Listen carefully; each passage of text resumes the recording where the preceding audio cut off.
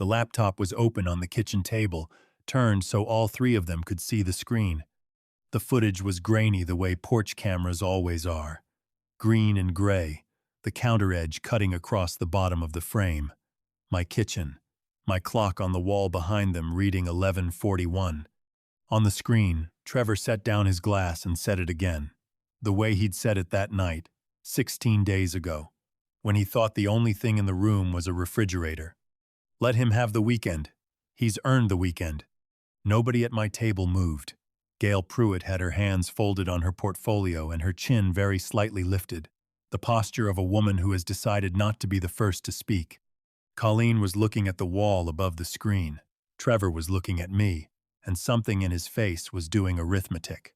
I reached down beside my chair, took the folder off the floor, and laid it in the middle of the table, square to the edge, the way I'd laid down 10,000 files in 34 years. "That's a copy," I said. "You can keep it." Colleen picked it up. I watched her read the first page. I watched the line of her jaw change. Before I tell you what was in that folder, I want to say one thing to whoever's still here. If you've ever been the person who kept everything running for everybody else, and then one day found out that keeping everything running had somehow made you furniture, you already know how this story feels from the inside. You don't need me to explain it. You just need to know it happened to somebody else too. If that's you, subscribe. Not for me. So the next one finds you. Now, 16 days before that folder hit the table, Saturday, July 11th, I was standing in a rented hall, holding a plaque. The Elks Lodge on Lincoln Way East smells like carpet shampoo and old fryer oil, and it's where Buckeye Mutual has retired its people since before I got there. 211 folding chairs. A sheet cake with my name spelled right, which surprised me. 34 years a claims adjuster. That's what the plaque said. What it didn't say is what the job actually is, which is this. People hand you paper that describes a loss, and your work is to find out whether the paper is describing something that happened or something somebody wanted to happen. I was good at it. I could hear a wrong date the way a piano tuner hears a wrong string. My wife Ellen died on March 9th of last year, pancreatic, 7 months from the scan to the funeral. I want to tell you 3 things about her, and none of them are sad. For 22 years I took the 4 a.m. claims, shift the overnight fire calls, the frozen pipes, because it was the only rotation that let her keep Tuesday choir. She never once thanked me for it, because thanking me would have meant admitting it was a favor, and she wasn't going to give me that. When the chemo took the strength out of her hands, I checked out a DVD from the Massillon Public Library and taught myself to French braid on the fringe of a couch throw. I did her hair every morning for 7 months. I was bad at it for 11 days. And I relettered every label in the pantry flour, brown sugar, the tea she liked in her handwriting. Not mine, hers. I practiced on grocery receipts until the R's leaned right. She caught me at it once and stood in the doorway with her arms crossed. "If I go first," she said, "don't you dare put beloved wife on anything. Put," she was right. That's the woman, sharp all the way down. The thing Ellen and I never once did, in 41 years, was take anything from anybody. Not a loan, not a cosign, not a spare room. We were the ones who gave. I say that not to sound proud of it. I say it because it's the reason I didn't see it coming. The party ran until 9. Colleen and Trevor came late and left with me, walked me to the truck, and Colleen held my arm crossing the lot even though the lot was dry. I've thought a lot since about the timing, not the date, the condition. 200 people had just spent an evening telling me, kindly, in a room I'd paid a deposit on, that I was finished. That's a particular kind of soft. A man is easiest to move the week everybody tells him he's earned a rest. They followed me back to Ferndale Road. Colleen made tea in my kitchen with the confidence of somebody who grew up finding things in those cabinets. "Dad," she said, "I want to talk about an arrangement." Arrangement. One cold word, standing in the middle of a warm sentence, like a nail in a loaf of bread. I set my cup down. An arrangement. It's nothing. She was smiling. I want the spare key. Trevor came in from the hall on cue, the way people do when they've decided in the car who says which part. It's a night thing, Ray. If something happens at 2 in the morning, calls shouldn't be standing on the porch calling a locksmith. Nothing's going to happen at 2 in the morning. That's what everybody says, Colleen said, and then it does. Your mother said it about the pharmacy. Mom was wrong about the pharmacy, she said, and then she bought a camera. They both laughed. I laughed too, and I want you to hear that clearly, because I did. It was my kitchen and my daughter and a joke about her mother, and there was a sheet cake in the refrigerator with my name spelled right on it. I want to be honest with you here, because I've heard people tell these stories with a kind of hindsight in their voice, like they knew. I didn't know. I was worried. Those aren't the same thing. What I felt, standing in my own kitchen, was the low unease of a man being handled the way you feel when a salesman agrees with you too fast. But she was my daughter. She'd asked for a key to a house she was raised in. I went to the drawer by the sink and took out the spare, and it came up on its fob, a 1,968 penny, flattened in a press at Wall Drug in 1994, drilled and strung on a ring.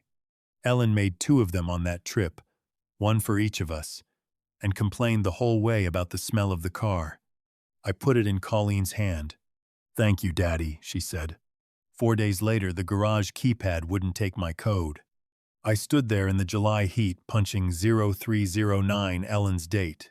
I'd never changed it, and the little light went red, red, red. I went around and let myself in the front and stood in my own hallway with my heart going, feeling foolish, because a keypad is a small thing. There was a voicemail on the house phone, a woman with a very pleasant voice.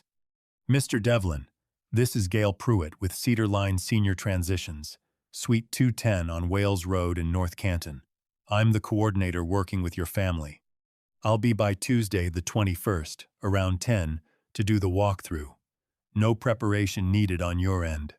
I'll want to see the stairs, the tub, and the basement access. If Tuesday doesn't work, your daughter can move it. Your daughter can move it. There was a card on the counter from a wellness check service, scheduled in my name, requested by someone who was not me. I hadn't been asked. That's the part I keep coming back to. Not the stairs, not the tub, the asking. And there was a lockbox on my front door, gray, combination type, hanging off the handle on a steel loop, the kind a realtor puts up when a house is not being thought about but shown. I stood on my own porch with my thumb on it. You don't put one of those on a maybe. You put one on a property that is already under contract with somebody. I sat down at the table and looked at the little white eye above the porch door. Ellen bought that camera in the spring of 2023, after the pharmacy kept leaving her prescriptions on the step, and the step kept losing them. She set it up herself, badly, and it caught the porch and about 4 feet of kitchen through the glass. After she died, I never took it down. Taking it down would have been a decision about her, and I wasn't making any of those. I hadn't opened the app in a year. It took me 20 minutes to remember the password. The clip from the night of the party ran 2 minutes and 9 seconds. Trevor at the counter with a glass. Colleen's back. Their voices thin and boxy through the glass, but clear. By the end of the month, realistically. Let him have the weekend, Trevor said. He's earned the weekend. And Colleen said, Gail wants the occupant's cooperation on the walkthrough. The occupant. Then, half a second later, correcting herself, softer, for nobody, Dad's cooperation. I want to be careful about what that clip was. It was a face and a feeling. It was 2 people in my kitchen using a word that had come out of a file somewhere. It was not proof of anything, and I'd spent 34 years watching people mistake a bad feeling for a finding. But it told me there was a file. I called Wendell Boyce at 9:58 that night. Wendell carried mail on my old route for 31 years, and now rents half a duplex on Tremont with a truck out front that starts when it feels included. He is 71. He has less than I do by every measure you could put on paper. He was in my driveway at 10:02. 4 minutes. I've timed it since, on the clip, because I couldn't believe it either. He lives 11 blocks off, and the ranger's alternator has been dying since the Obama administration. He brought a work light, a thermos, and a folding chair, and he set all three up in my driveway like a man arriving at a fishing spot. He did not ask me what happened.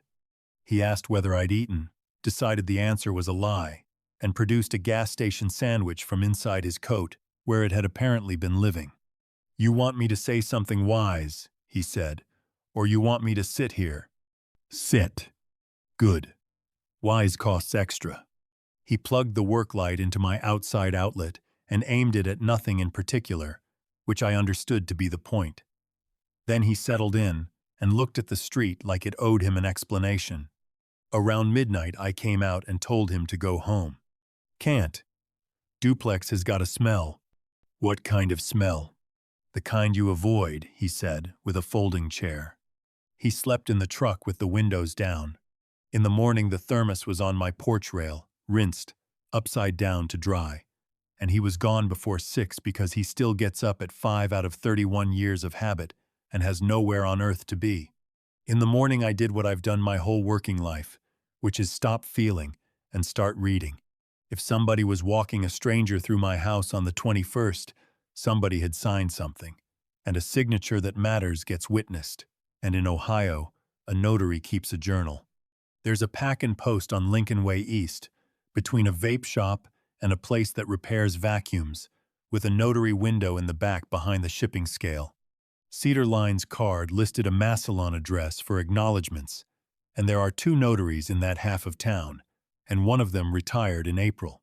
That's not detective work. That's a phone book and a morning. I walked in Thursday at 8:40 and asked the woman at the counter whether she'd notarized anything for a Devlin. Her name was Denise Halloran, 50 or so, reading glasses pushed up into her hair, a cardigan in July because the cooler by the door runs cold. She did not like the question, and she was right not to. "I can't discuss other people's business." "I understand. I'm not asking about other people." I put my driver's license on the counter and turned it so it faced her. "I'm asking whether my own name is in your book.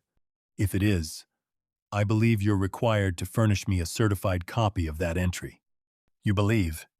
"I spent 34 years reading other people's paperwork," I said. "I could be wrong. Look it up before you tell me no." She looked at the license a long moment. Then she went in the back and came out with a hardbound ledger the size of a hymnal, set it on the counter between us, and did not open it. "If it's in here," she said, "you're not going to like the day you're about to have." "No, ma'am. I don't expect so." She opened it. "Here's the thing about people who keep records for a living. The book is the job." She turned it around so I could see and read the line out loud, because that's what furnishing an entry means. She wasn't doing me a kindness. She was doing her work with a witness standing there. Entry 0114. Durable power of attorney. Principal, Raymond A. Devlin. Personally appeared. 2:14 p.m. "What's the date?" She told me. "I want you to understand that I didn't feel anything yet. That came later, in the truck. Standing at that counter, I felt the specific quiet of a number landing in the right slot, which is the feeling I've chased my whole career and never once enjoyed." "Mr. Devlin," Denise said, "was that you?" "No." She closed the book. "Then I'm going to need you to come back with whatever you've got that shows me where you were." Sit with that a second, because I did. Somebody stood at a counter in North Canton with my name and my authority, and a person whose whole job is verifying that people are who they say they are, wrote down that I had personally appeared. Personally appeared. 2 words on a line in a hymnal-sized book. Denise Halloran had written them in her own hand, because somebody stood in front of her and let her. If you're watching this and your stomach just dropped, if you've ever handed somebody a key, or a signature, or the benefit of the doubt, and something in you has been quiet about it ever since, put the word key in the comments. Just that word. I'd like to know how many of us there are. And I'll tell you honestly, I almost stopped there. I sat in that truck for a while and thought about going home and letting it be a bad feeling instead of a fact. Because a bad feeling you can live beside, and a fact you have to do something with. Then I looked at the date again. This next part is the one I've had the hardest time saying out loud. The date on line 0114 was February 26th of last year. Ellen died March 9th, 11 days. I drove to Pinewood Hospice on Route 21 that same afternoon and asked the front desk for the family visitor log for February. They keep them 3 years for licensing. A young man in scrubs photocopied 11 pages without asking me why, and I sat in my truck in their lot and went down the column with my finger. February 26th. R. Devlin.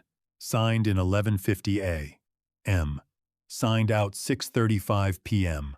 My handwriting, both columns, 6 hours and 45 minutes. I was in room 4 all day. I know exactly what that day was, because it was the day the palliative nurse moved Ellen to the every 4 hours schedule, and I stopped going home at night. I sat in a vinyl chair with her hand in both of mine and read her the Massillon paper. She wanted the classifieds. She always wanted the classifieds, she said. They were the only honest section. Everything else in a newspaper is somebody's opinion of what happened. But a man selling a snowblower is telling you the truth about a snowblower. So I read her snowblowers. I read her a Ford Ranger, one owner, needs alternator, and she said that was Wendell's and he'd been trying to sell it since 1996. I read her a wedding dress, never worn, best offer, and she was quiet a moment and said, "Well, that's a whole story right there," and went to sleep on it. 22 miles away, at 2:14 in the afternoon, somebody personally appeared as me. 34 years of this, staged rear-enders, phantom roof hail, a man who set his own boat on fire in a marina in front of 9 witnesses. Nothing ever landed on me the way that column did. Every afternoon I sat holding her hand. Somebody was driving my signature across the county. 2 days in the county recorder's index told me what the paper actually was. And it wasn't forgery, that's the part I'd braced for, and it wasn't there. The signature was mine. I'd signed it myself. At the family room table at Pinewood, in the middle of an intake stack, Gail Pruitt walked in with 40 pages of respite scheduling and consent to treat. During the week, I was signing anything anybody put in front of me. 1 page in it was a durable power of attorney over my property. Not a crime I could report. A page I'd handed over myself, with a notary's line under it saying I'd stood in a room I was never in. And here's the part that took the ground out from under me. I went to the recorder's office Monday, expecting to fix this in an afternoon. A power of attorney can be revoked any day you like. $28. Window 3. But a revocation only stops what hasn't happened yet. It had already happened. June 2nd. The house listed under that power. June 29th. An offer accepted. $7,500 of somebody's earnest money in escrow. A purchase contract runs with the property. I could revoke the authority all I wanted, and that contract would still be sitting there with a closing date on it, and a family from Canal Fulton behind it who had done nothing wrong at all. Everything hung off that one acknowledgement. The listing, the contract, the voluntary occupant relocation. All of it legitimate, all of it polite, all of it standing on a notary's line that said I had personally appeared. Tuesday morning, before Gail's walkthrough, I found the door frame. The kitchen doorway at Ferndale has had pencil marks on the jamb. Colleen, age 2 through 18. Ellen did them the Sunday after Thanksgiving every year, because she said summer heights were lies. Kids stretch in summer and shrink back by Christmas, and you'd be recording weather instead of a child. 12 of them, each one dated in her handwriting, with the R's leaning right, and the last one at 5'4" with the word final beside it. Because Colleen was 18 and had announced she was done growing, and Ellen had written it down to hold her to it. Somebody had rolled over them in Swiss coffee eggshell. One coat, brushed carefully into the corners, still tacky at the bottom where it had run and nobody had gone back to catch it. I stood there with my thumbnail against the paint like an idiot, scratching at it in a little circle, and I got down through the wet to a gray smear, and then to bare primer, and nothing else. I've turned the next part over a lot since. I did not think about the house. I did not think about the listing agreement or the woman coming at 10. I stood in a doorway I'd walked through maybe 40,000 times and I thought, she had to go get a roller. Somebody had to make a list. Somebody had to stand in the paint aisle at the Sherwin-Williams on Erie Street and match a white, and drive it here, and find a drop cloth, and do the corners by hand with a brush, because a roller won't hold a corner. That is not a thing that happens in a moment of anger. That's a Tuesday. That's what stopped me. Not the house, not the power of attorney, not the money. Because on the front door, 3 feet away, there was a realtor's lockbox that nobody had touched. The valuable thing was fine. The valuable thing was being carefully preserved. It was the pencil marks that had to go. You cannot sell a door frame. You cannot borrow against it. There is no line on any form anywhere for 12 dates in a dead woman's handwriting. Somebody had stood in that doorway with a roller and made a decision that had nothing to do with money at all. That was when I stopped being confused. Confusion is what you feel when you can't find the motive. I'd found it. I sat down on the bottom stair with my hand in my pocket, and what was in my pocket was the other penny mine, the one Ellen pressed for herself in 1994 and gave me in 1998 when she decided her keys were too heavy. 1968, flat as a nickel, warm from being carried. I sat a while. Gail Pruitt arrived at 10:04 with a tape measure and shoes she took off at the door. I let her in. I want to be plain about this, because I know what you'd have done. I let her in, and I gave her the tour, and I played the part. I kept the lights low, which she read as a man who doesn't care for the glare. I let my hand rest on the banister going up and let it shake a little, which was not fully an act. I'd been awake since 4. I asked her to repeat a number twice the ceiling height in the front room, 9 to 2, and I heard her perfectly both times, and the second time she said it slower and a shade louder, and then wrote something in the margin of her portfolio while I was pretending to look at the stairs. She was pleasant the whole hour. That's the part people don't believe. She was warm about the tub, sympathetic about the basement steps, and she called Ellen your late wife, in a voice with real softness in it. I don't think any of it was false. I think she has done this 400 times and believes she is helping, and the belief is what makes her good at it. She measured the front room, the hall, the width of the kitchen doorway. She put her tape against the jamb, against the fresh paint, wrote the number down, and never once looked at what she was measuring. She said the word occupant once, into her phone, in my front hall with her back to me. Then she thanked me for my flexibility. You know what I was doing. She didn't. That's the strange thing about being underestimated. It's humiliating, and it's useful, and you don't get to feel one at a time. She said the word occupant once, into her phone, in my front hall.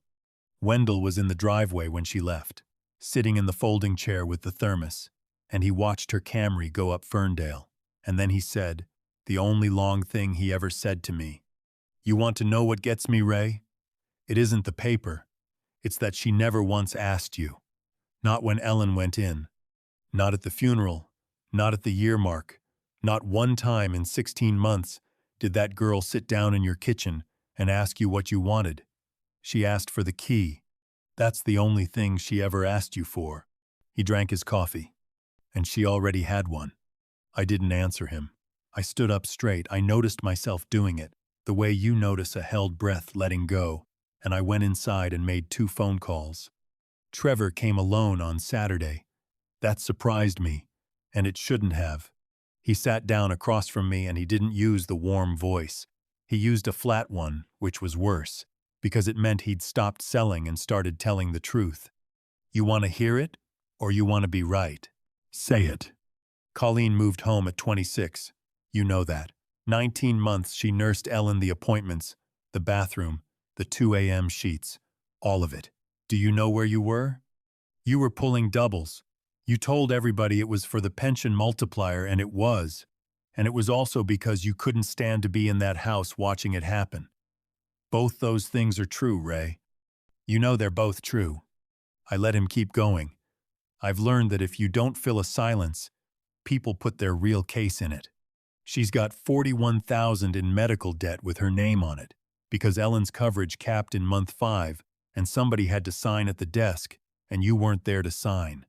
She's 37. She hasn't had a career since she was 26. She turned down the district position in Akron in November of that year. You don't even know about that, do you?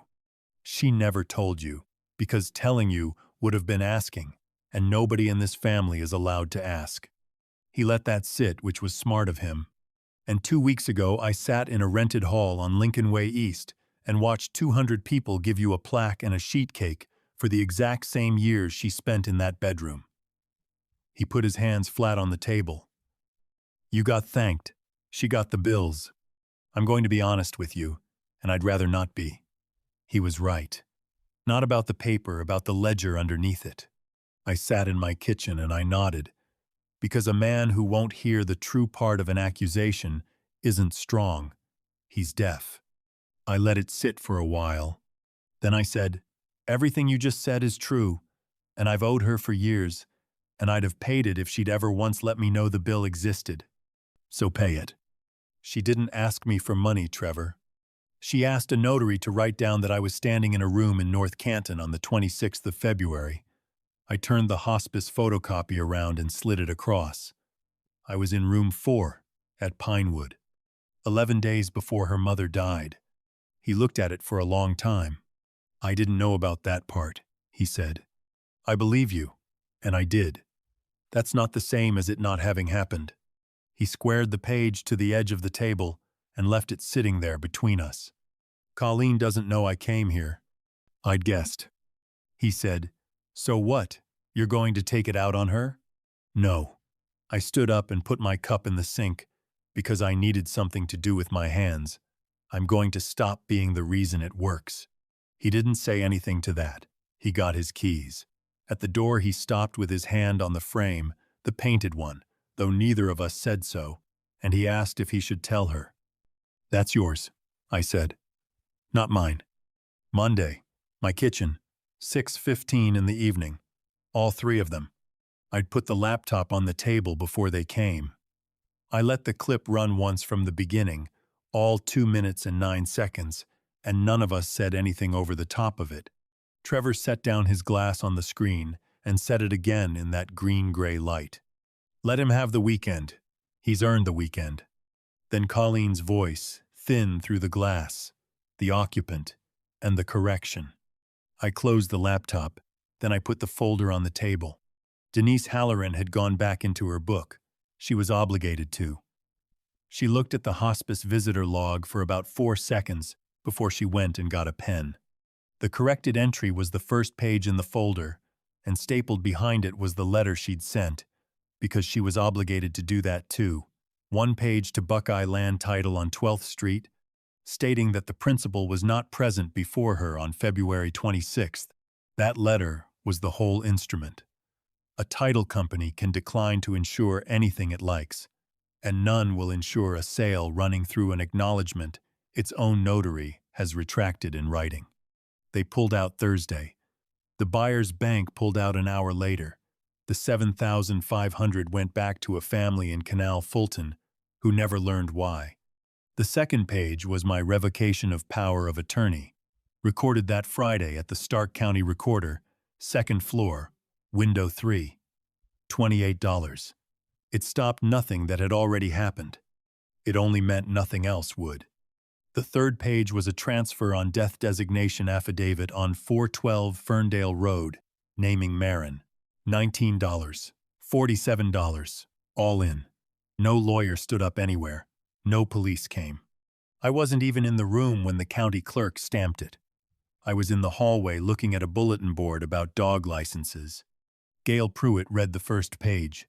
She read it twice, and I watched her get to the line where Denise had written principal not present, and I watched a small door close somewhere behind her eyes.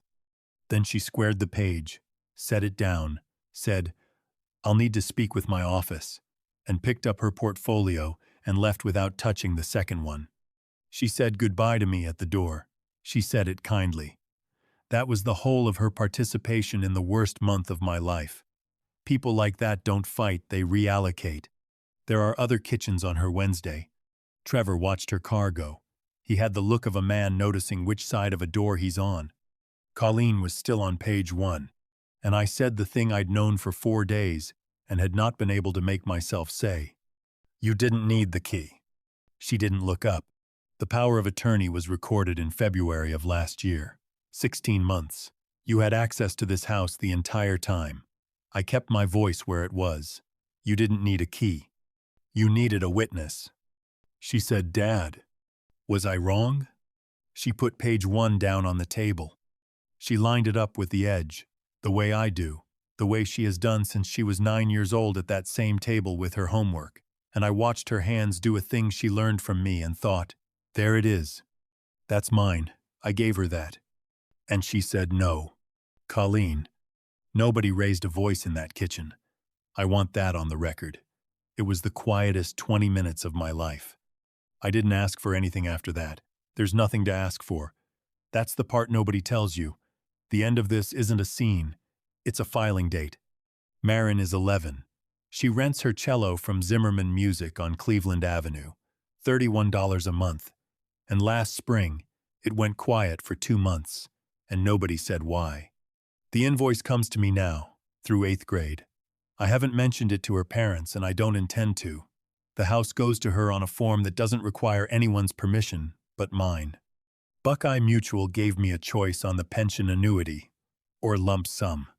The lump was $61,400. $41,000 of it went to the medical debt.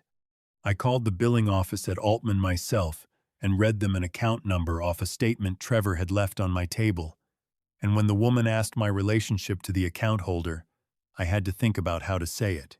Colleen found out from the letter. She called and started a sentence and didn't finish it, and I said the balance was Ellen's and had only ever had the wrong name on it, and then I asked about Marin's summer and she let me change the subject. The rest, $20,400, went to Pinewood Hospice on Route 21, to a fund in Ellen's name that pays for overnight relief nurses, so the daughter in the vinyl chair at 2 in the morning can go home and sleep and come back at 9. I'm not doing that to make a point. I sat in that chair. Nobody came. We talk about once a month now.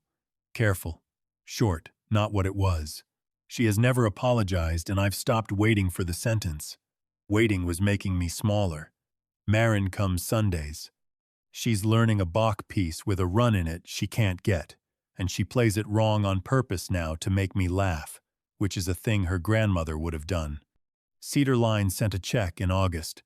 $400 refunding the intake fee, compliment slip, no signature I could read. That's what a company like that does. Instead of an apology, it makes the transaction go away and calls it goodwill. I haven't cashed it. It's in the drawer with the pennies, where I keep things I haven't decided about. I sanded the door frame back. 12 marks, and the paint took 9 of them past saving. Wendell fixed the back storm door, the one Colleen told me for 3 years was warped past use, the reason I left the porch light burning every night so she could come around the front. He planed it flat in an afternoon on 2 sawhorses in the driveway. It was 2 hinge screws and a 1/4 inch. The penny came back to me in an envelope with no note. I've got it on a ring in the drawer by the sink, next to the other one, and I don't have any plans for either. Last Sunday, Marin asked me what the flat penny was, and I told her about a press in South Dakota in 1994 and a woman who complained about the car smell for 400 miles, and she laughed at a part I didn't think was the funny part. That's the whole ending. A girl laughing in a kitchen with a scratched doorframe, and a man who is not going anywhere. Be careful the week they hand you the plaque. A man is easiest to move the week everybody tells him he's earned a rest.